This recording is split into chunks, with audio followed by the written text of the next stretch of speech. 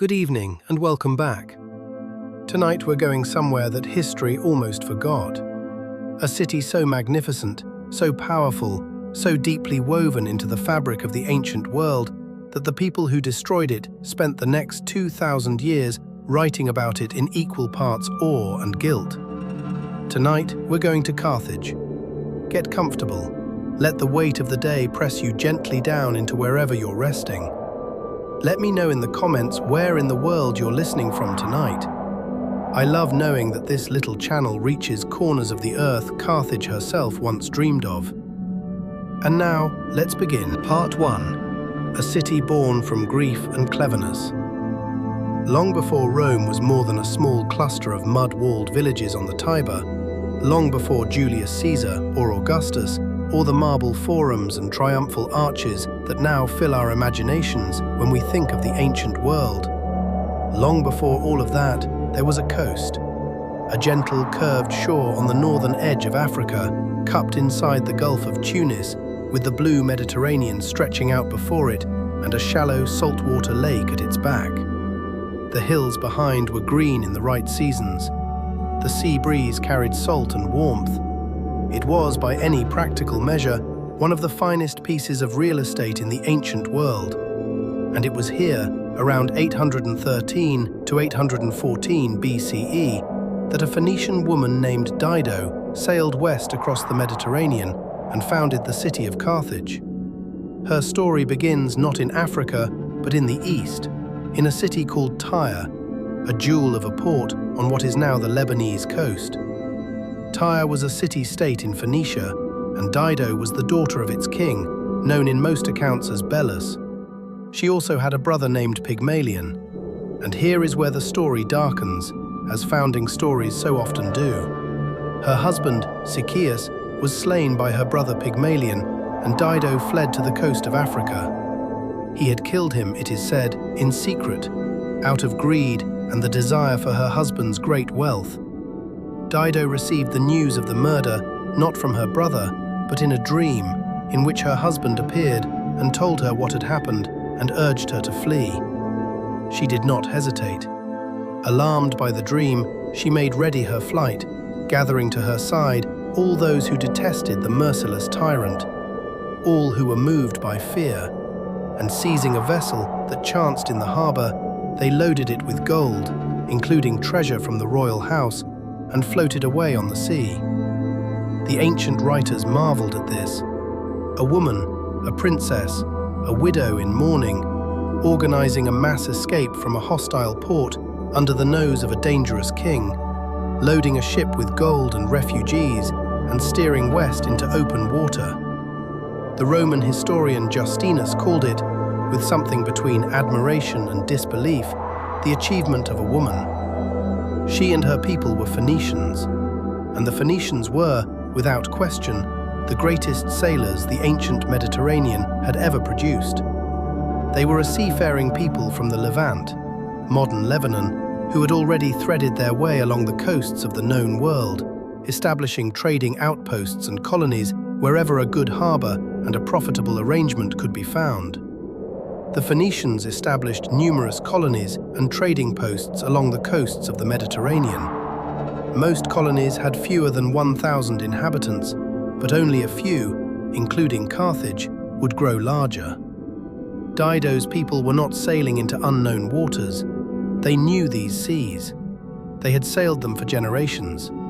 And so, Dido's refugee fleet sailed west along the familiar trading routes of the Phoenician world, gathering more followers at the island of Cyprus before steering south toward Africa. They made landfall on a coastline that curved gently back from the sea, that promontory-rich shore of the Gulf of Tunis. And it was here that Dido demonstrated, quite brilliantly, the quality that would define Carthage for the next 600 years. She was clever. Meeting a local ruler named Iarbas, she negotiated for land. He agreed to sell her as much land as the hide of a bull could cover.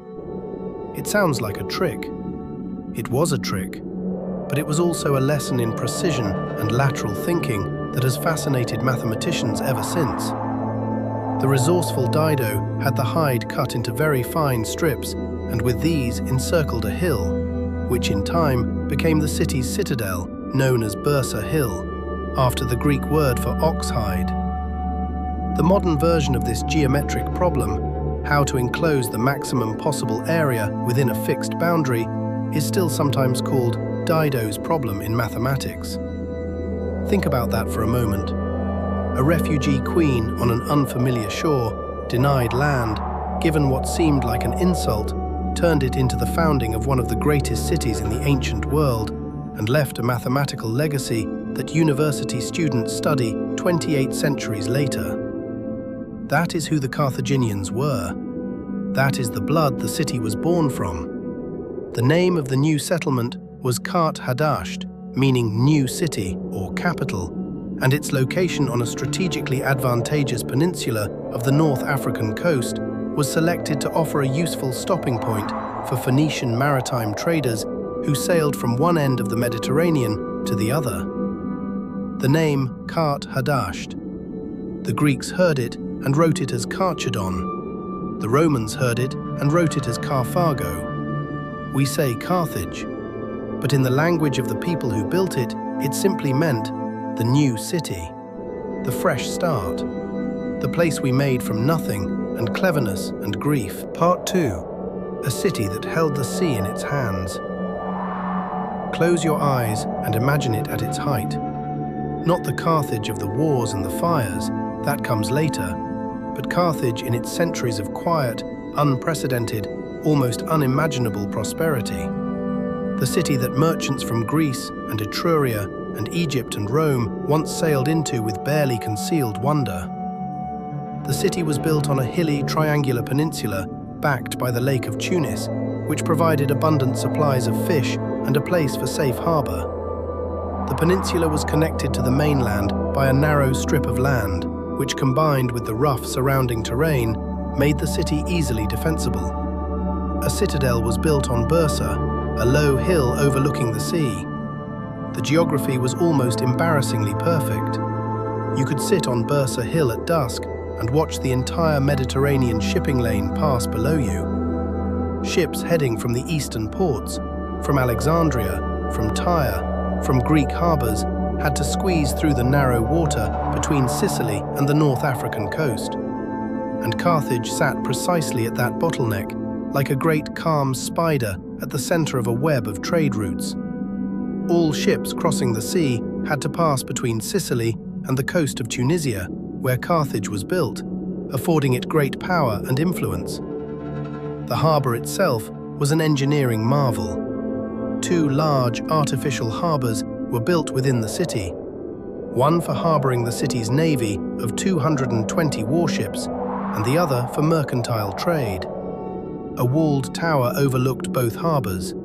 The military harbor was circular, that famous kothon, a word that has survived for 2.5 millennia, ringed with covered berths for warships like the petals of some enormous stone flower. The Admiral's Island sat at the center. Ships could be launched or housed without the Admiral ever losing sight of the full fleet. Between the sea-filled kothon for shipping and the Bursa Heights lay the Agora, the central marketplace for business and commerce. The Agora was also an area of public squares and plazas where the people might formally assemble or gather for festivals. It was the site of religious shrines and the location of the major municipal buildings of Carthage. Here beat the heart of civic life. And what civic life it was! The streets of Carthage were not the dusty, narrow lanes of some provincial town. The city had grown, by its height, to rival anything in the ancient world. It grew into the second largest city in the ancient Mediterranean, behind only Alexandria, the magnificent capital of Ptolemaic Egypt.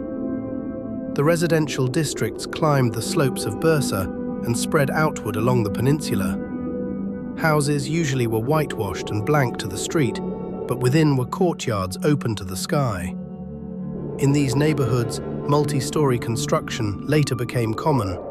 Some buildings up to 6 stories tall, according to an ancient Greek author. 6 stories. In the ancient world. Think of the sheer ambition embedded in that. The vertical confidence of a city that knew it was not going anywhere. The population was extraordinary by the standards of the age. The streets were a mosaic of people and languages and backgrounds that would not be unfamiliar in a modern port city. There were the Phoenician-descended citizens at the heart of civic life, the Libyan and Berber populations of the North African hinterland, who had been there long before the first Tyrian ship arrived, and then the merchants and visitors and immigrants from every corner of the Mediterranean, who found in Carthage a city open to trade and careful in its dealings. Carthage's culture and identity remained rooted in its Canaanite heritage, albeit a localized variety known as Punic. Like other Phoenician peoples, its society was urban, commercial, and oriented towards seafaring and trade. The word Punic, from the Latin poenus, from the Greek phonix, meaning Phoenician, is how we distinguish the Carthaginian culture from its Levantine origins. Punic art, Punic religion, Punic language. A civilization that had taken its Phoenician roots and, over the centuries, grown into something new. Something African and Mediterranean and merchant and proud. And the wealth of this place was staggering. Part 3. The Masters of the Mediterranean's Commerce. Before there was a Roman Empire, before there was a Greek Empire, before Alexander of Macedon was even a name, there were Carthaginian merchants. And there is almost no corner of the known ancient world they did not reach. The Carthaginians, like their Phoenician forefathers, were highly successful traders who sailed the Mediterranean with their goods, and such was their success that Carthage became the richest city in the ancient world. Metals, foodstuffs, slaves, and high-quality manufactured goods, such as fine cloths and gold jewelry, were bought and sold to anyone who could afford them. The Carthaginians became renowned for their mercantile skills and ability to sell anything to anyone, but always at a price. From Carthage's founding through its golden centuries, a vast commercial network radiated outward in every direction. To the east, Carthaginian ships called at the ports of the Levant, at Egypt, at the Greek islands. To the north, they traded along the coasts of Sicily, Sardinia, and southern Italy. And then, crucially, they pushed west, past the Strait of Gibraltar, which the ancients called the Pillars of Hercules, and out into the Atlantic Ocean, into waters that the Greeks viewed with deep suspicion and barely concealed fear. Carthage was the Mediterranean's largest producer of silver, mined in Iberia and on the North African coast. Carthage also sent caravans into the interior of Africa and Persia. It traded its manufactured and agricultural goods to the coastal and interior peoples of Africa for salt, gold, timber, ivory, ebony, apes, peacocks, skins, and hides. Its merchants invented the practice of sale by auction and used it to trade with the African tribes. Apes and peacocks. Let that sit for a moment. These were not people who traded only in necessities. They understood luxury and demand and the psychology of markets. They knew that a Roman nobleman might pay handsomely for something exotic, something that came from the south of the known world and smelled of mystery. They traded in it. And then there was tin. Carthage's empire depended heavily on its trade with cities of the Iberian Peninsula, from which it obtained vast quantities of silver, lead, copper, and most importantly, tin ore, which was essential for the manufacture of bronze objects by the civilizations of antiquity. Carthaginian trade relations with the Iberians made it the sole significant broker of tin and maker of bronze in its day. Maintaining this monopoly was one of the major sources of power and prosperity for Carthage. Carthaginian merchants strove to keep the location of the tin mines secret. This is extraordinary. They had a monopoly on bronze.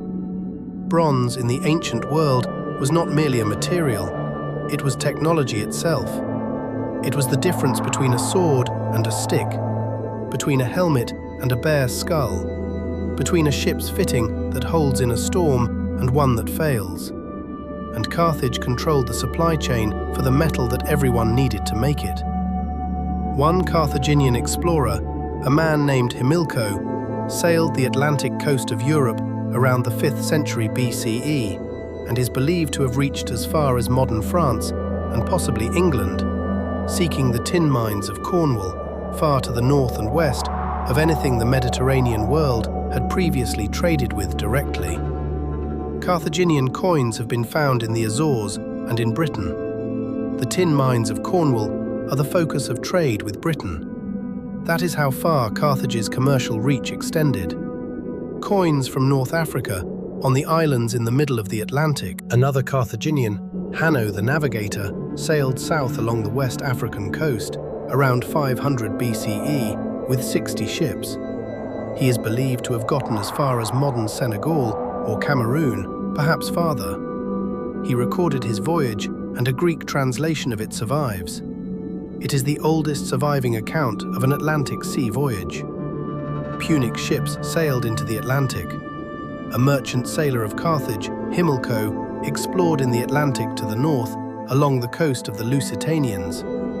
Another sailor, Hanno the Navigator, explored the Atlantic to the south along the African coast well past the river Gambia. These were not timid people. These were navigators of breathtaking ambition, sailing uncharted oceans in wooden ships, carrying trade goods, hoarding geographical knowledge the way a modern corporation guards its patents, and building from all of it the greatest commercial empire the ancient world had ever seen. And to protect it all, Carthage had a powerful Carthaginian naval fleet. This navy allowed Carthage to maintain its stranglehold on key way stations along ancient shipping routes. It also ruthlessly dealt with the trading ships of competing powers. Any foreign ship discovered in waters considered by Carthage to be in its jurisdiction was sunk. That last line deserves a moment of attention. Any foreign ship in Carthaginian waters, sunk. This was not a city that competed in the marketplace and hoped for the best.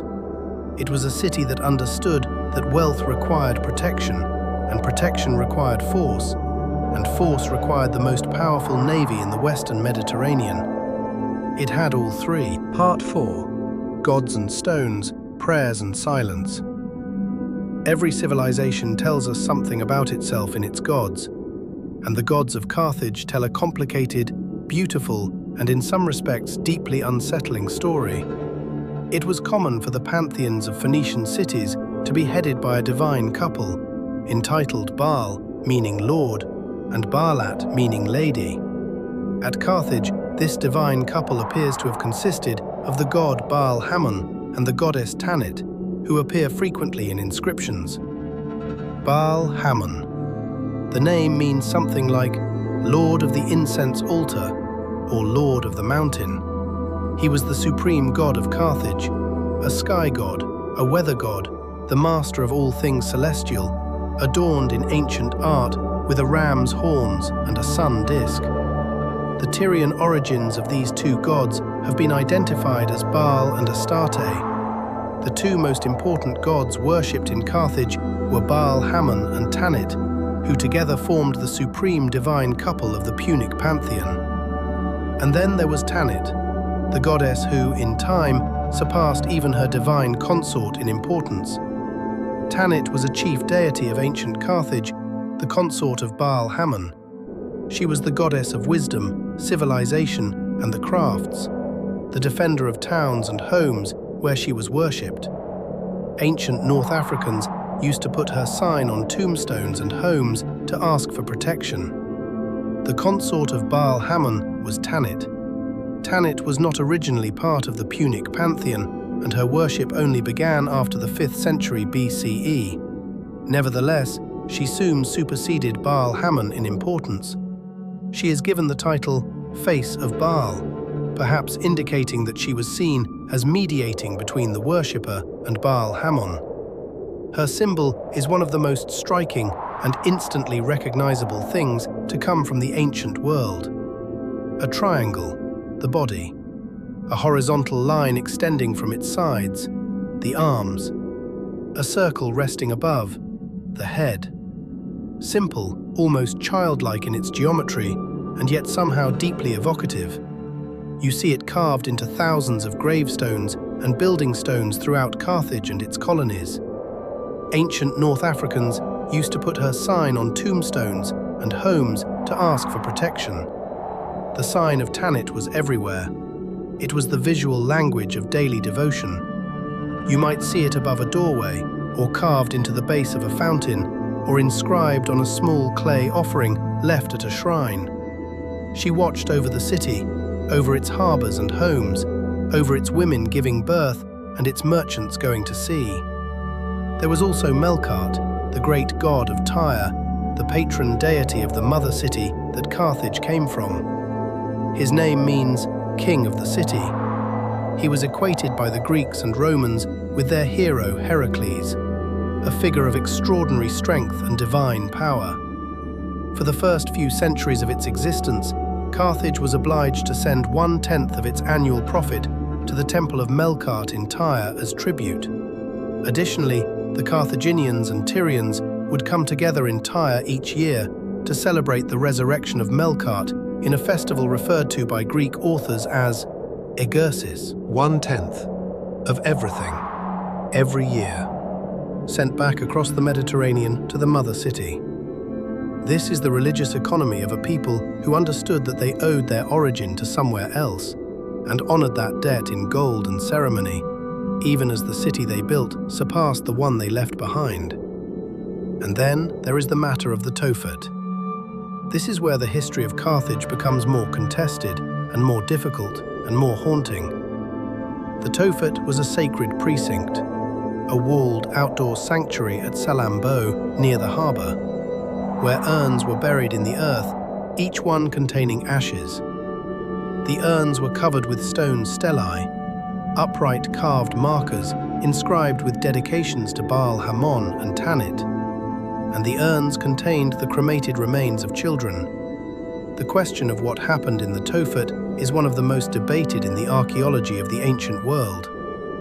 There is significant, albeit disputed, evidence, both archaeological and within ancient written sources, pointing towards child sacrifice forming part of the worship of Tanit and Baal Hamon. Some archaeologists theorize that infant sacrifices have occurred. Lawrence E. Steger, who directed the excavations of the Carthage Tophet in the 1970s, believes that infant sacrifice was practiced there. But it is not the only interpretation. It is possible that children were sacrificed to Tanit in the sacred precinct known as the Tophet, but this claim has been challenged, and it is equally likely that the Tophet of Carthage was simply a necropolis reserved for infants and the young. In an ancient world with devastating childhood mortality rates, a special burial ground for those who died in infancy would make entirely practical sense. Many of the urns contain the remains of animals alongside or in place of children, which some scholars argue points to substitution, animals offered in place of human lives. The truth is that we do not know. Carthage's own records were destroyed. The voices that described the Tophet in unflattering terms were almost entirely Greek and Roman, the enemies of Carthage. And those enemies had every reason to portray the city they were at war with as barbaric and cruel. Whatever the reality of the Tophet, it is a window into how much we have lost, how much was silenced when Rome finally broke through those walls. Part 5. A government unlike any other. Here is something that surprises almost everyone who first encounters it. Carthage was not a kingdom. It was not a tyranny. Aristotle, arguably the greatest political philosopher of the ancient world, singled out Carthage's system of government for extraordinary praise. Aristotle writes, "The Carthaginians are considered to have an excellent form of government, which differs from that of any other state in several respects. The superiority of their constitution is proved by the fact that the common people remain loyal to it." Coming from the man who analyzed the constitutions of 158 city-states across the Greek world, this is remarkable. He called it a mixed constitution, a political arrangement that combined elements of monarchy, aristocracy, and democracy in careful balance. The most powerful office in the Carthaginian government was held jointly by two magistrates elected annually, known as Sufetes, Latinized from the Punic word spertiem or shofetim, conventionally translated as judges. These had replaced an initial system of monarchy sometime in the early 7th century BCE. 2 leaders elected each year, neither of them a king. The word Sufete comes from the same Semitic root as the Hebrew word shofet, judge, ruler, leader. They were not military commanders. Unique among rulers in antiquity, the Sufetes had no power over the military. From at least the 6th century BCE, generals became separate political officials, either appointed by the administration or elected by citizens. In contrast to Rome and Greece, military and political power were separate, and it was rare for an individual to simultaneously serve as general and Sufete. Think about how unusual that was. In Rome, the consuls were also military commanders. In most ancient states, political and military power were inseparable, and that fusion was one of the great roads to tyranny. Carthage, by contrast, deliberately kept them apart. The man who won your battles was not the man who ran your courts. Behind the Sufetes sat the Senate, a body of influential citizens whose members held their positions for life. They were known as the DRM, or the Great Ones. Just how these senatorial members were selected is unknown, but they likely numbered between 200 and 300. They met in a building in the marketplace of Carthage, and sometimes at the Temple of Eshmun on Bursa Hill. The Sufetes would consult the Senate on government policy, military, diplomatic, and financial matters. And if the Sufetes and Senate could not agree? If the Sufetes and the Supreme Council could not come to an agreement, an assembly of the people had the deciding vote. There was also the Council of 104, a powerful body of judges whose specific purpose was to hold generals accountable after a military campaign. The city's elite created the Council of 104, a specialized court designed specifically to audit and check the power of returning generals. The 104 had the power to impose fines and even crucifixion as punishment. This is a civilization actively trying to prevent its own generals from becoming its rulers. It failed occasionally. The Barcid family would grow enormously powerful in the later years, but the institutional intention was there, and it held for centuries. Aristotle noted with admiration that Carthage had managed to avoid the slide into tyranny that so many Greek city-states had suffered, in part by keeping wealth circulating, sending merchants and colonists out to new settlements, and enriching new parts of the population, rather than letting power calcify in too few hands. The government of Carthage is oligarchic, but they successfully escape the evils of oligarchy by enriching one portion of the people after another by sending them to their colonies. This is their panacea and the means by which they give stability to the state. Aristotle's words, written in the 4th century BCE, a philosopher looking at a commercial republic in North Africa and noting, with something close to admiration, that it had found a working answer to one of the oldest problems in human governance. Part 6. The Storm Gathers. Rome and Carthage. For centuries, Rome and Carthage had coexisted peacefully.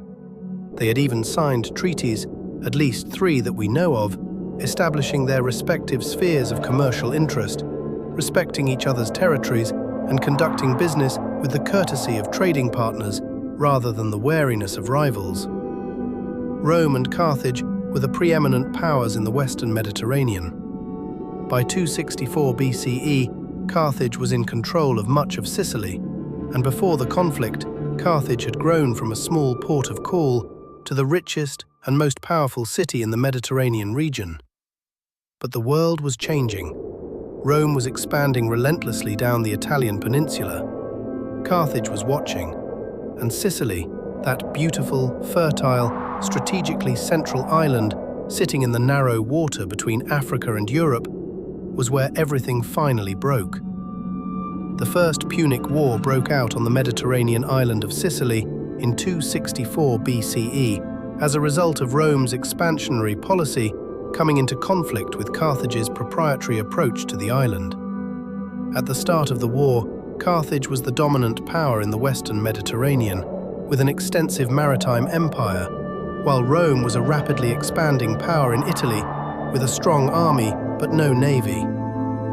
No navy. Rome went to war with the greatest naval power in the ancient world without a single warship of its own. What happened next is one of the more extraordinary episodes in the history of military improvisation.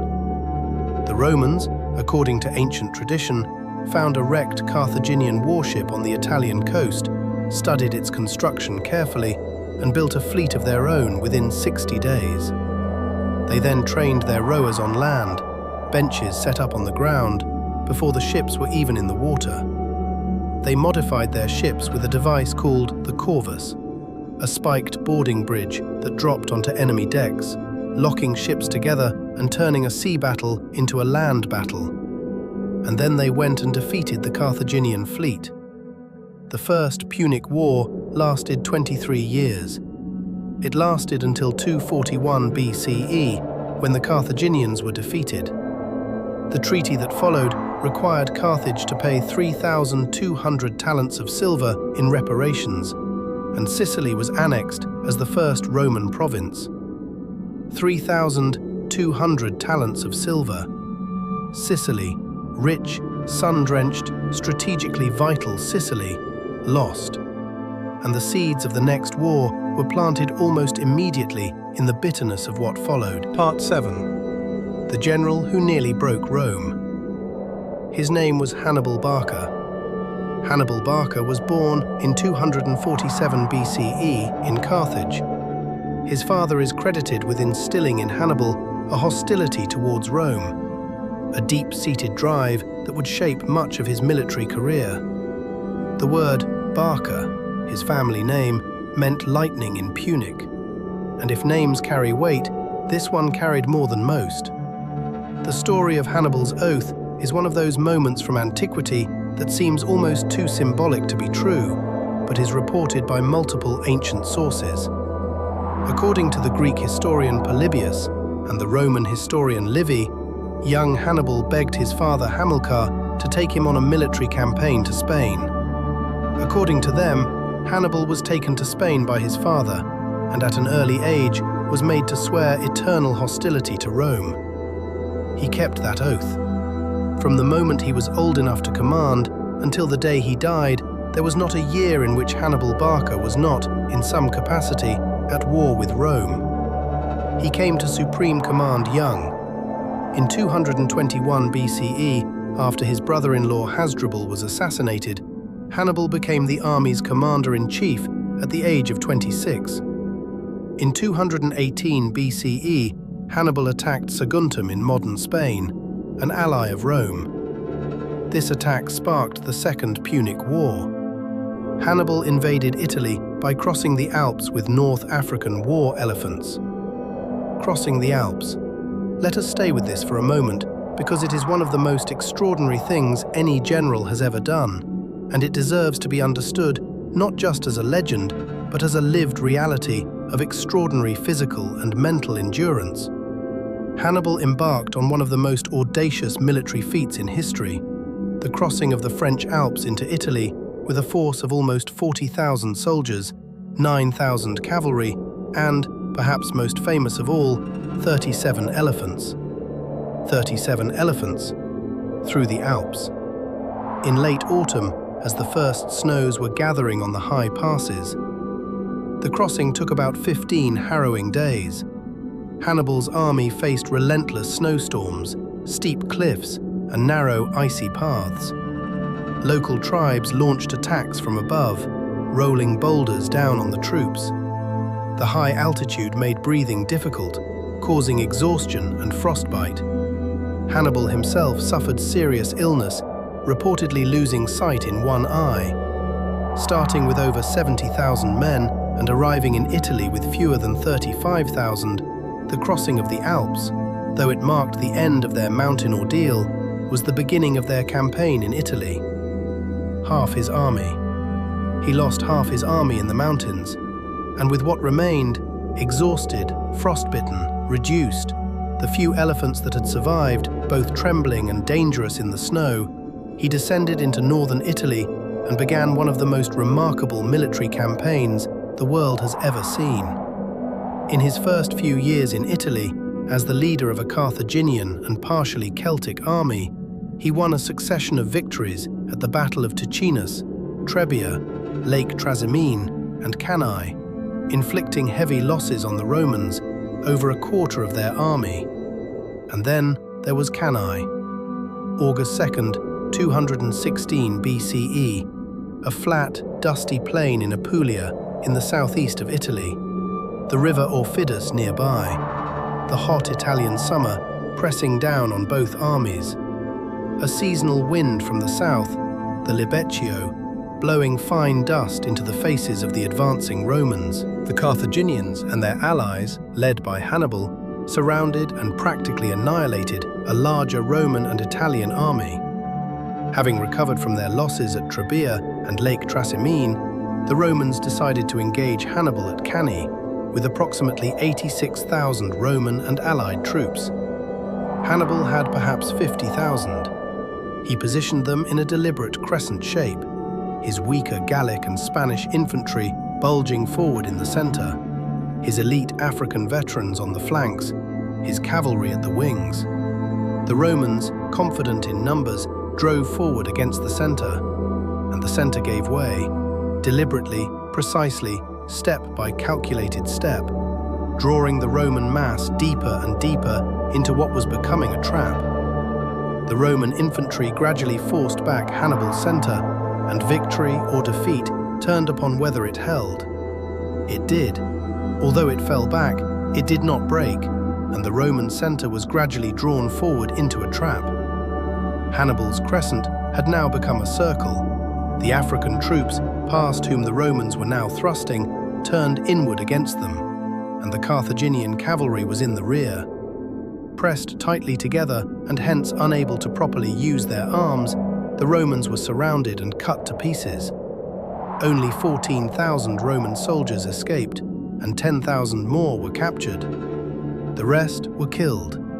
The Carthaginians lost about 6,000 men, 60,000 Romans dead, in a single afternoon. It is estimated that over 100 Romans died every minute during the height of the battle.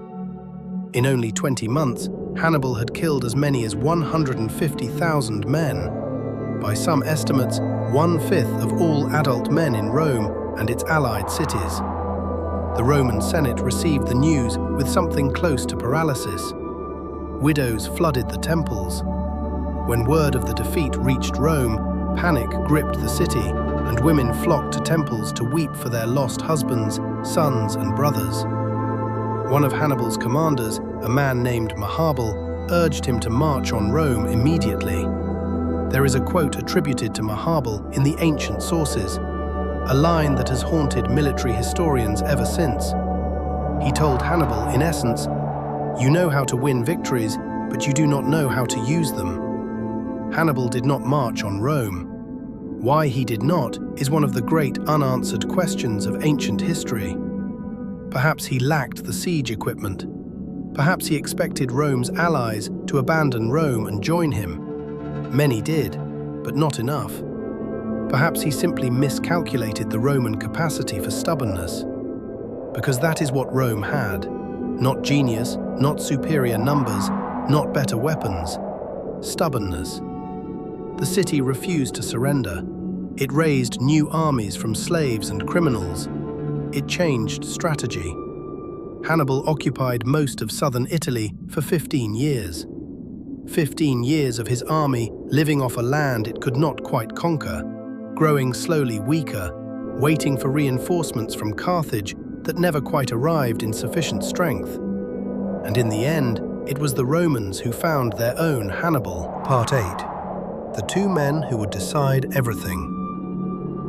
His name was Publius Cornelius Scipio. He was born in 236 BCE and came from one of the great patrician families of Rome.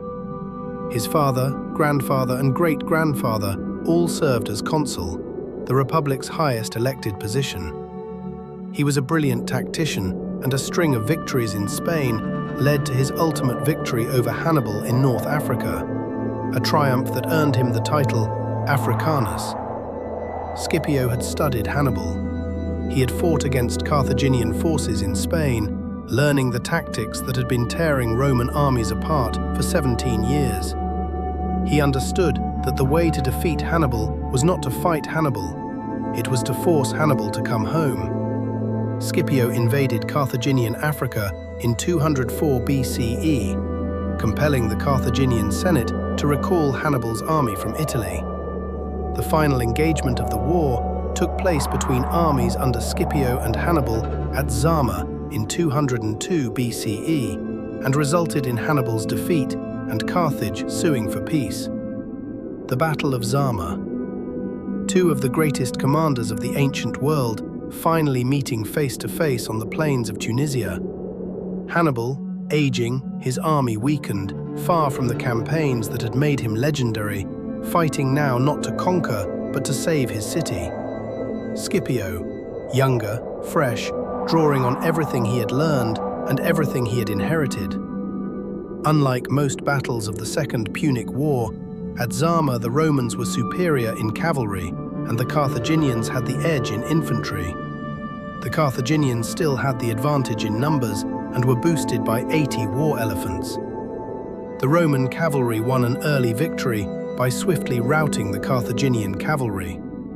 The Romans were also successful in limiting the effectiveness of the war elephants with tactics such as playing trumpets to frighten the elephants and cause them to run into the Carthaginian lines. Playing trumpets at the elephants, using the enemy's most famous weapon against them. It is almost elegant. Hannibal was defeated. The peace treaty imposed on the Carthaginians stripped them of all of their overseas territories and some of their African ones. An indemnity of 10,000 silver talents was to be paid over 50 years. Hostages were taken. Carthage was forbidden to possess war elephants, and its fleet was restricted to 10 warships. It was prohibited from waging war outside Africa, and in Africa only with Rome's permission. 10 warships. The city that had once commanded over 200 was left with 10. The empire that had stretched from Spain to Sicily, from Sardinia to the edge of the Sahara, was reduced to a rump territory around the city itself. Hannibal took his own life in 183 BCE to avoid capture by the Romans. He died in exile in Bithynia, what is now northwestern Turkey, an old man who had haunted the nightmares of Rome for decades, cornered at last not on a battlefield but in a private room, swallowing poison rather than walk into Roman chains. He was perhaps 64 years old. Part 9. The voice that would not stop. And yet Carthage recovered. That is the thing that the Romans found both admirable and deeply alarming.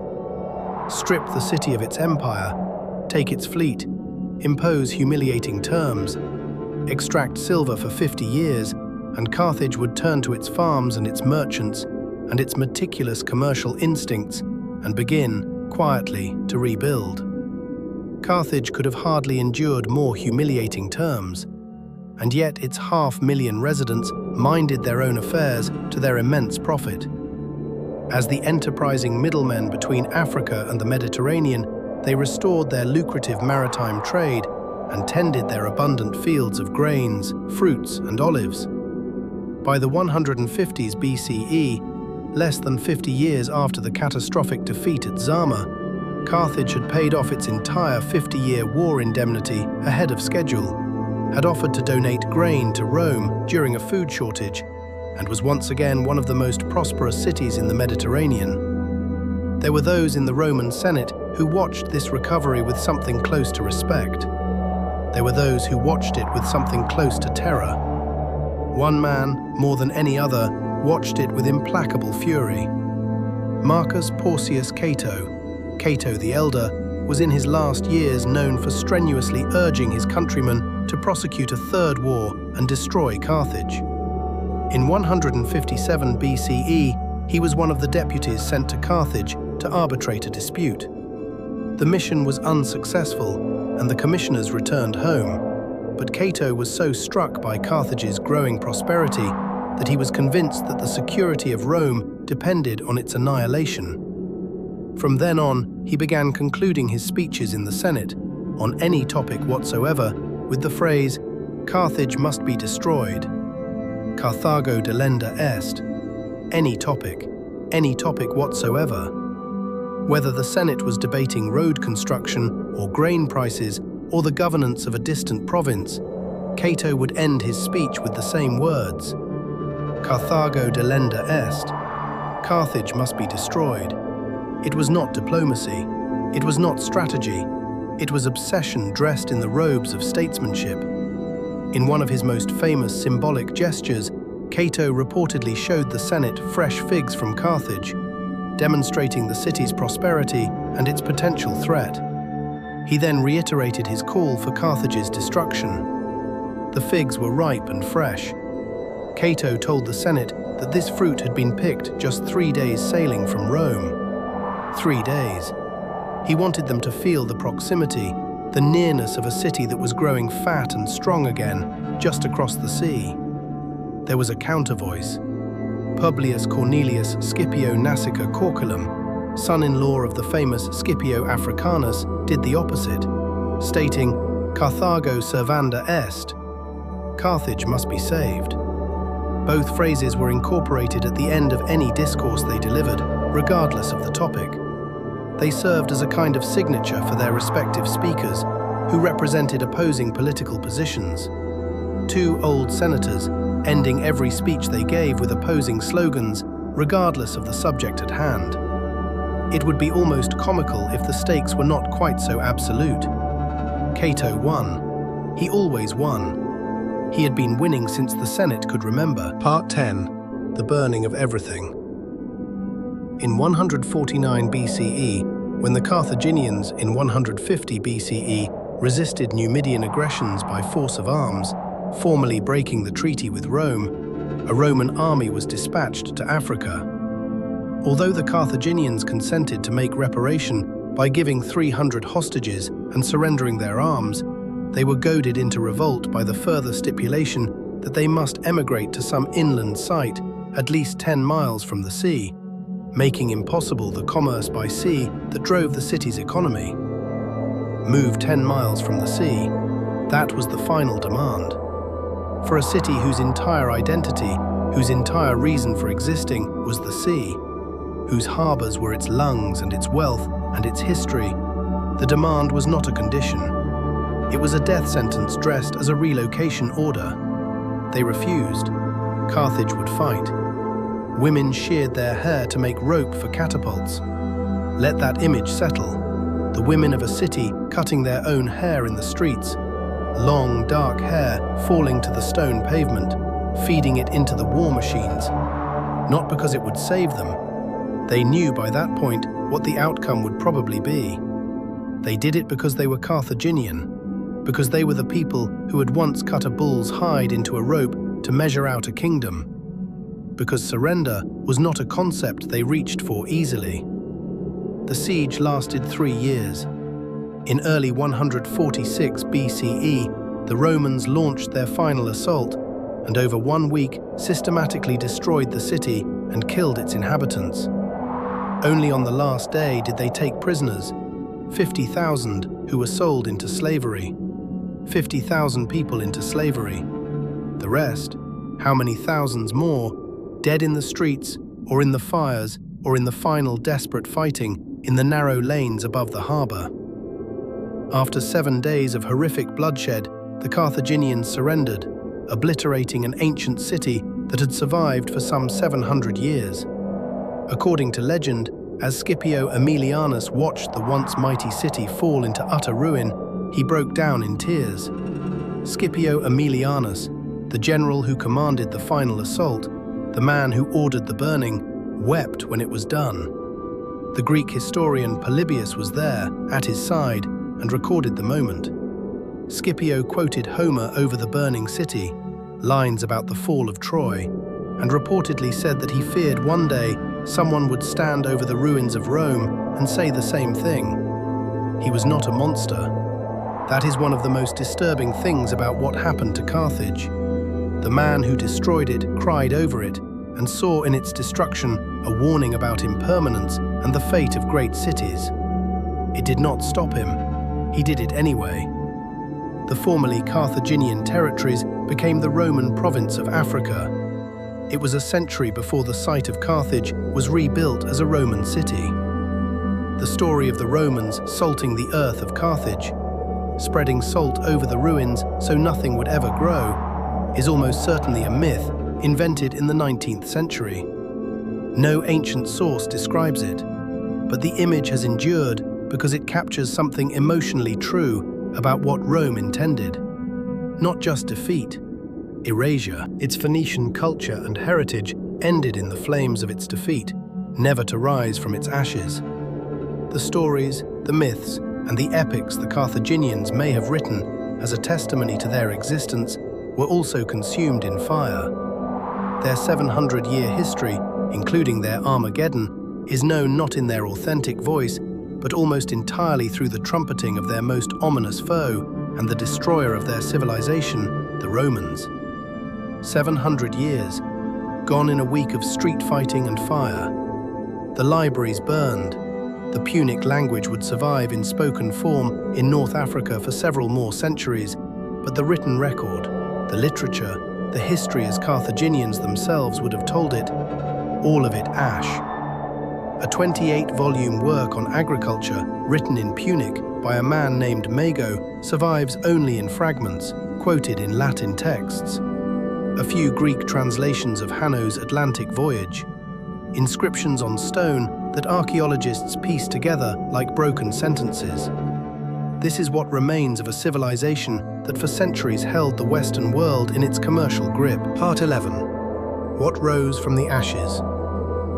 Nearly a century after the fall of Carthage, Roman Carthage was built on the same site by Julius Caesar between 49 and 44 BCE. It soon became the center of the province of Africa, a major breadbasket of the Roman Empire and one of its wealthiest provinces.